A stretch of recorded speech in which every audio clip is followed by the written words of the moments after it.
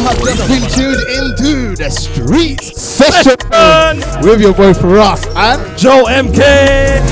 Yes, so we're back here now at Black Day Festival 2022, second day on a Saturday. And you know, I'm really excited to talk to these two gentlemen right here. You know, after doing my research and getting to know them, like, such cool individuals, and I think musically as well, you're really great. And I'm here with County Affair. Hi, good to see you. I'm Kevin, and this is Tony. Yeah, so we've got Kevin and Tony with us today, and I want to start off by talking about like you two coming together and doing music together. How did that kind of come about? Well, it's an old story. It can be a long story if you'd like it to be, but the old story part of it is we met at school when we were 11 years old, and we used to travel on the same bus to and from school, and got chatting about music and discovered a shared interest in country music back in this is the late 70s, mid to late 70s. It wasn't a particularly cool thing to be into it when you're 15 in 1977 or something. None of our other friends were talking about country music, but we were, and so yeah, it started then. We played live in bands in our teenage years, Loads, and we'd probably clocked up a couple of hundred gigs by the time we left for uni, and then a little later we managed to play around the States, and we toured a couple of two or three times around the States. So yeah, it's a long story. Well, that's the first part of it. Maybe Kev, tell us what happened later. Well, and we were doing well. So when we went to the US, people thought we could maybe sign professional, and we had kind of jobs to come back to as students, as graduates, and we went, we'll take them, and so we went that route. And then you have a job and a family and whatever, and 30 years passes before you know it, John. But about 6 years, we both all played in various bands over that time, but not together really. And then I started songwriting. This is the genre of Americana, as it's now called, various guises over the years, is what I love. Started writing this sort of stuff. I thought, well, we should get back together and do it together. It's, and we did, and it got a bit of traction. A record producer heard about it out of Abbey Road and said he'd almost take us under his wing, Tom, which he has done. And we made an album, and it's done, for a first album pretty well. And we're going. So we're here. We can't. I mean, to be playing a festival like this. If you'd asked me 5 years ago, I'd have been going, "You're joking." This is like Christmas. Yeah, this is great. We'd love to be here. If we were, paying customers, we'd love to be here. But we're here as artists performing in front of all these people that love this kind of music, like we do. Yeah, do you know what? What I like to always ask when when people are like in a duo, like, so what was it about you guys working together that made you guys say, okay, cool, we should do this together? Why not do it individually? Well, actually, I think our question was more about, well, we should form a band because you need a band, and that's what we've done in the past. But we looked at it and actually kind of went, well, actually, we've known each other pretty much all of our lives, and it's quite hard then to bring new band members into that sort of environment. And B, you then got to go if they've got the same commitment, they really like what we're doing like we do.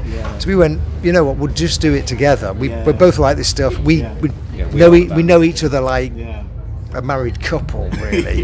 We're like family, actually. I don't. Well, as far as we know, we're not related. But it's as if we might as well be, and it's almost non-negotiable in the sense that we just never fall out. We just rely on each other. We trust each other entirely. It's just so easy. You do 20 dates on the road with each other, and you haven't had a serious fallout. Then you know you get on because it's a pretty intense life on the road. And you do 50 years as a mate, and you don't fall out. You just go, well, it's just easy. So and then musically we complement each other. So it just works. It just works. And probably the big thing to answer your individually versus duo is, I write and really love the songwriting. I'm a very ordinary singer. Tony's a great singer, and so actually that was the big compliment, which is I've got these songs. I've sung every one of these songs many times because to write them I have to sing them, and so I know how good I can sing them. And then Tony gets them, I just kind of go, it's like another league. So it's not like I go, maybe I should sing one of them. I go, I've tried every one of them.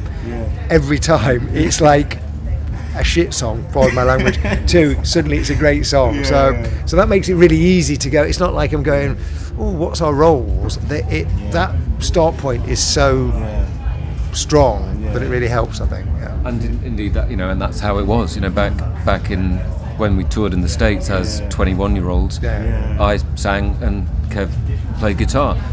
So that musical partnership was formed and established then, and we just know how to do it. It's just we just trust each other as people, but trust each other as musicians, and so you can put in a performance. We, by the end of that sequence in the States, we were really good. As producing a sound as two young lads, really. We were just, we were tight, and people were bowled over by the combination. I love that. And going into what you're talking about with your debut album, Off the Grid, great album by the way, you guys. I actually want to talk about a song that I like. It was called Man of Note, which is #1 song on the album. I wanted to ask you, how did that song kind of come about? Because I listened to it, and me and my missus, that's our favorite song.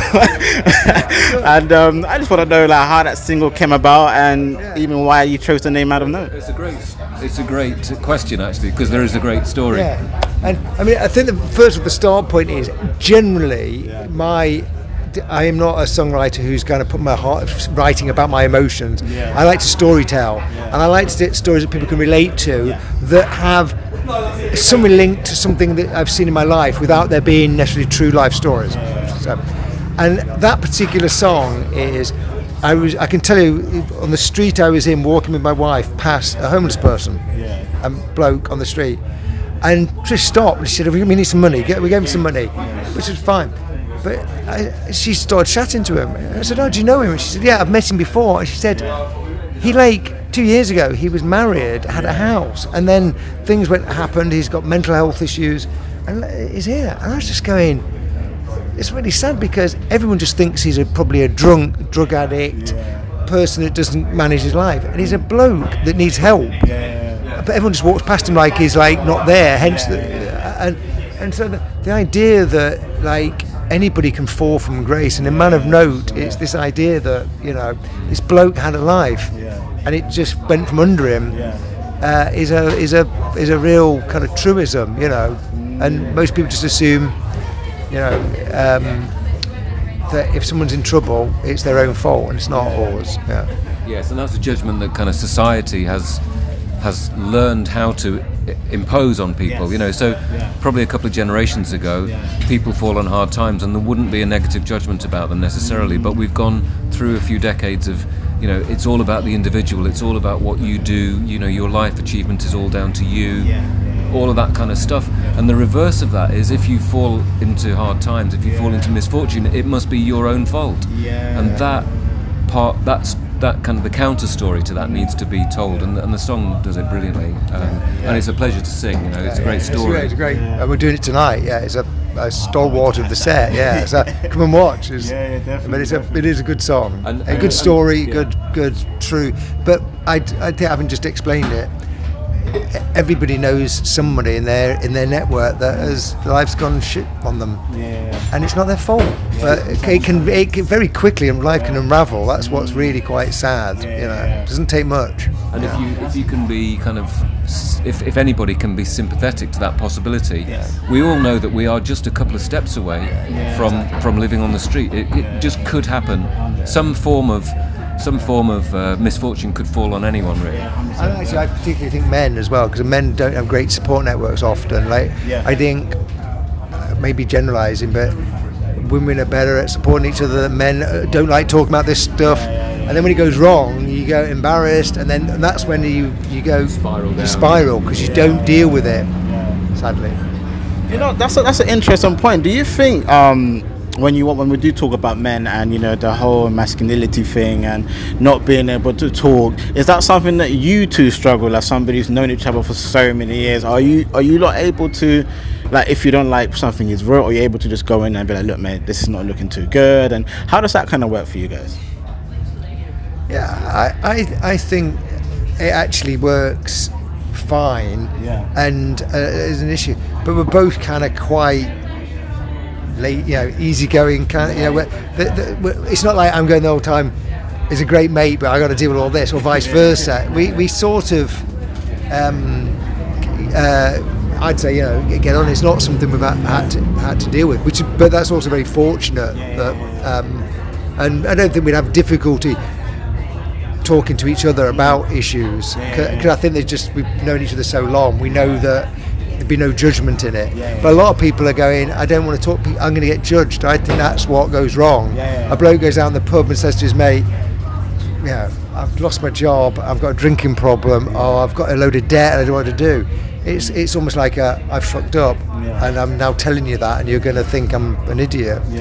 And I think that's quite difficult for people to do, and certainly I think for men, that's why they end up in most homeless people are men, right? I think it's a difficulty with dealing with the problem.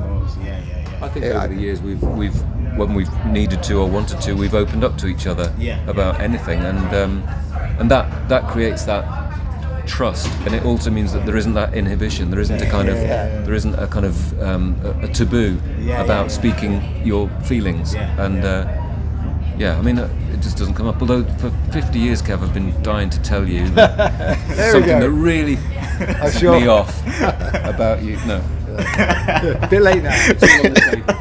It's all out there. I love that, and obviously don't want to keep it for too long, but I have to ask after. Ask me the question, so let me give it to you straight, mate. Live on radio, here comes. You heard it here first. You heard it here first. I want to ask, after being together for so many years, doing music for so long, bringing out your debut album, what made it a thing where now was the time? Why not do it maybe 10 years ago? I think part of it was I took up songwriting, and there was this progression of really liking it, getting better at it. It's not an easy thing to do, but I realised I could do it. That you got to a point where going, actually this is worth, because there's time, money and effort goes into these things, actually it is worth really having a push at it. And I guess we're at the time of life, our children are growing up, we had the mental and time capacity to kind of do it.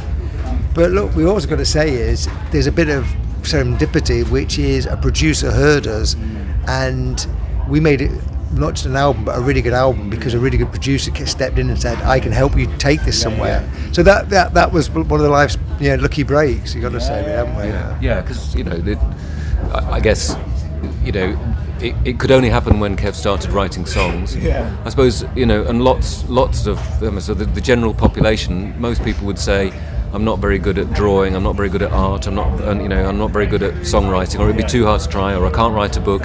So there's a general sense that that's for other people with amazing talent. And you got a mate who has written songs, who encouraged you and said, come on, anybody can do it, you just have to give it a go. And so Kev started writing and sharing the songs with me, and as soon as you start building a song up from nothing, you want to, it almost becomes inevitable that you need to record it, because you've got to put it down. You've got to finish the job off. You can't just strum a few chords and sing a few lines. You've got to finish it off, and you've got to decide how many verses and is there a chorus and what's the bridge, and you build the song. Once you've built the song, you want to record it. Once you record it, you want to put it out and see what other people think, and you want to play it live. So it takes on a momentum. But as Kev said, the serendipitous thing about a big name producer picked it up and then invited us to make an album. You go, well, this could have been a hobby. We could have just been putting songs out on Spotify, a couple this year, a couple next year, but suddenly you've got this invitation to make an album, to put 12 and in the end 13 songs on a record. You go, that's it. That's why would we say no to that? 100%. And it was just irresistible. It was. Do you know what? I feel like you lot are basically the definition of never give up and never say it's too late. Because I was telling my mum the other day, because she wants to go back to uni. I'm telling her to go, but she goes, I'm old. I'm like, you're not old. It's never too late. Like, there's actors that get their first big role at 60. You just never know when things can happen. Do you know what I mean? I can't think of examples, but there's definitely a big name novelist, or several big name novelists that started writing at this time of their career, in their lives. In their kind of 50s or 60s, they started writing books. And so it absolutely, tell your mum from us. Do it. You heard it here, mum. The county affair. You heard it here first. If that's what you want to do, that's what you need to do. Exactly. Getting into Black Day Festival, you're about to perform on stage. How excited are you guys to get on stage tonight? Oh, I just can't wait. I mean, it's just, we've already been at the festival for a day. Yeah. It's brilliant. The audience love this sort of music. Yeah. It's our audience. And we've been touring a fair bit. We know we can do a good show. We just can't wait to get out there. And it can be a great. It's only 30 minutes, but we're going to have fun for 30 minutes. and our experience from touring with Ward Thomas was those 30 minutes fly by. You go from kind of anticipation and excitement before the show, and you go through the show in the blink of an eye, and you come out the other end. You're on to the last song or the last couple of songs. You're grieving. You're full of anguish about it's the end. It's going to be the end. I don't want to do the last song because then we'll have to go off the stage and it'll be the end. But it's such a high when you finish, and we can't wait. Every bit, the beginning, middle, and end is all there to look forward to. Yeah. And is there anyone you're looking forward to seeing performing today, or even just meeting up with? Well, my favourite band in the world is Wilco, and they're playing straight after us. I'm going to be running from the stage to the main arena. Cause I've seen them about 10 times, and they're one of the best bands in the world. So that's my big one. And I'll be shoulder to shoulder with Kev to see his favourite band, and then I'm absolutely looking forward. I mean, we couldn't have planned it better because straight after that is Waterboys, and we love the Waterboys early albums, way back. So back to back, that's just a dream ticket. So looks like you guys are the lucky duo, man. Clearly, keep on being lucky. Except when we ain't. Listen, this is County Affair. This is for our street sessions, worth of 90.4. Thank you again, guys, for coming out to Black Death Festival. Pleasure. Can't wait to hear you lot bless that stage in a minute. So make sure you lot check them out, and obviously if you want to find them anywhere, all the stuff will be in the link in the description below. That's music links, social media links, anything you need to know, websites, anything to do with the County Affair will be down there. So thank you very much, guys, for coming on. Really enjoyed it, man. And I can't wait to see you guys rock the stage. Good luck with your show. Cheers. Come and see it. It'll be fun. Been tuned into the street session with your boy Firahs and Joe MK. Why is this the name of our show, bro? Because we're the hottest in the streets. Catch us online, on the go, and on the FM. Okay, let's go.